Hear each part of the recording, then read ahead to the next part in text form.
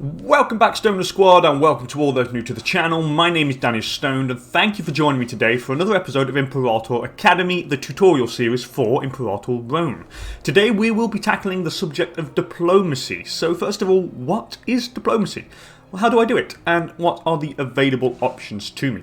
All these questions will be answered in due course, but the first thing we must ask ourselves, what is the core concept of diplomacy in the game?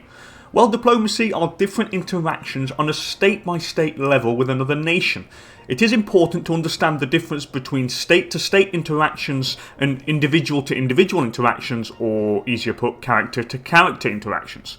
In this video, we will only cover the state-to-state diplomacy and not the character interactions that will be a topic for another video.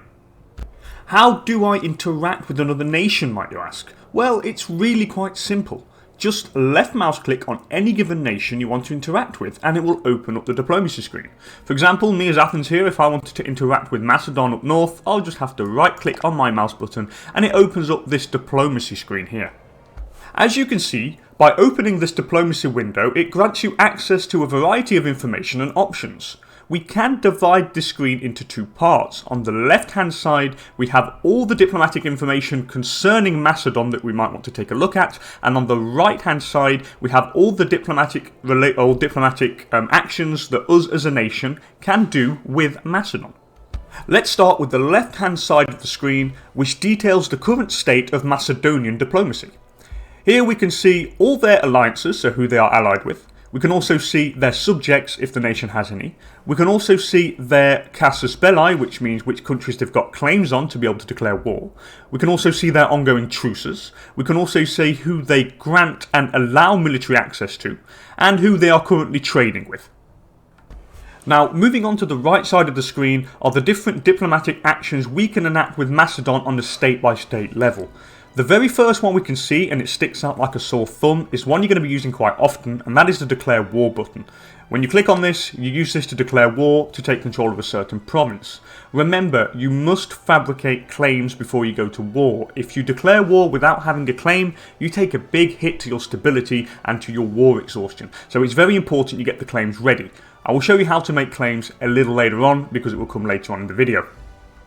Underneath the declaration of war button you have the alliance section, so this opens up a different range of diplomatic actions considering all the alliance options. You can offer alliance to a country, so if they want to ally you. You can offer guarantees to a country, so let's say you're a big power and you want to guarantee a smaller nation, you can. When you guarantee somebody, if that nation is attacked by somebody else, you will automatically join the war and defend the country that you are guaranteeing.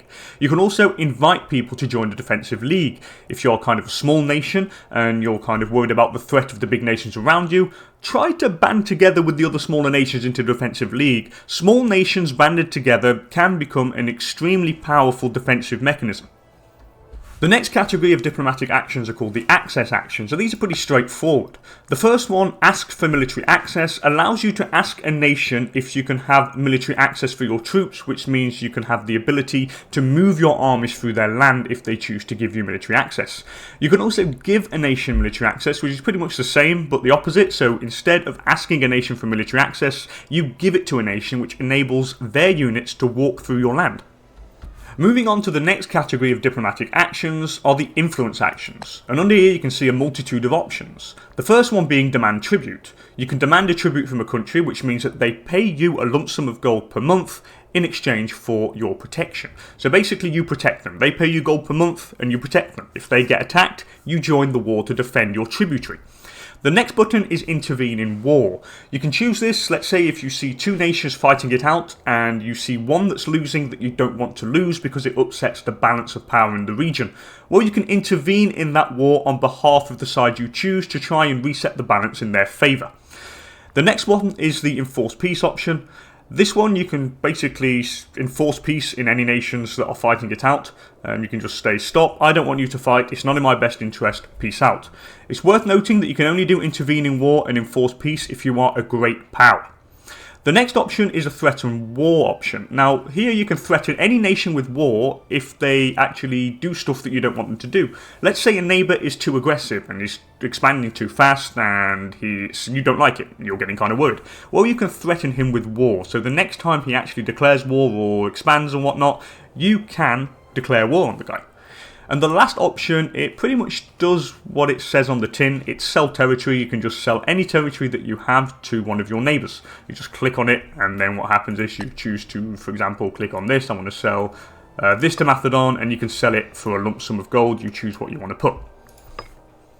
Moving on to the next diplomatic category, and that is the covert actions. Here you have two options. The first one that you will not really be using too much is the support rebels button. To do this, you need to be at least a major power.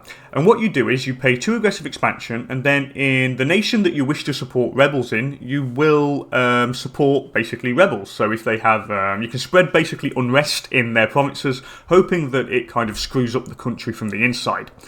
Underneath it, and it's one you're going to be using a lot more, is the Fabricate Claim button. Now, these enable you to get casus belli on people so you can declare war, so you have a claim. Like I said up before, if you declare war on somebody without a casus belli, so for example, if I was to go to Syracuse, declare war, and you see I have no casus belli, which means if I declare war on these guys, I lose 25 stability off the bat. I also gain +2 war exhaustion and +5 aggressive expansion. If I was to declare on somebody that I have a claim on, as you can see, take Arcadia here, if I declared it on Macedon, you would see that I have no negative effects because I've got a claim on Macedon. So this one is really important. Please note that it costs 20 political influence to make your claim, but really get claims when you can. You need them to declare war so you do not take the stability, the war exhaustion, and the aggressive expansion hit. On a side note, the claim doesn't happen straight away when you click that button. It's over a period of time, and it would be queued in your outliner. It goes from 0 to 100%, and each month the claim would increase by a certain percentage, and when it hits 100%, then you would have made your claim. Anyway, moving on to the last category here, and it's the relation actions. And here it affects all the diplomatic actions that you can do to affect relationships with a country.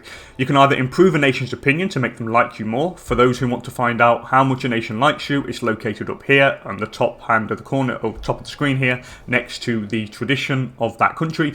You can see the Macedonian opinion of me. They don't really like me, so if I wanted to improve that number, I would improve their opinion. Again, it costs 10 political influence to do this. You can also send an insult. Now this costs 1 aggressive expansion per insult. It basically does the opposite of improve opinion. It reduces their opinion of you. So basically if you wanted to provoke somebody into declaring war on you, you can just send them an insult, and they might retaliate back by declaring war on you. And finally, you have the send gift icon, and for a lump sum of gold, you can just send a gift to a nation, and that would just give a straight up increase to their opinion. I think from what I remember, I think it's an extra 25 opinion with a nation for the gift you sent.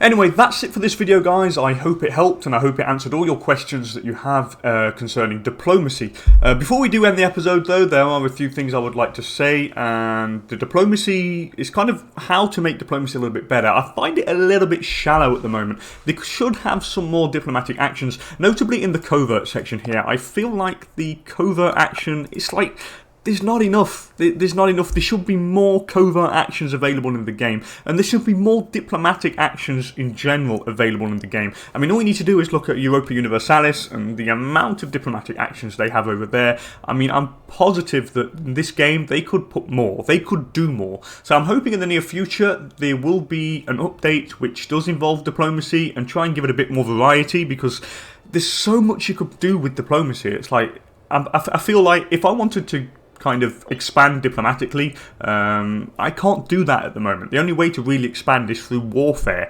and I just feel like it needs a bit more. It needs a bit more flavour, it needs a bit more options, and I hope the developers do actually address that issue later on down the line. Anyway, as per usual, thank you so much for joining me. If you enjoyed the video, please don't hesitate to hit that like button down below, and if you want to see more great Imperator Rome content, also consider subscribing to the channel. Anyway, thank you again for joining me, people, for the latest episode of Imperator Academy, and hopefully I will catch you all in the next one. Later, people.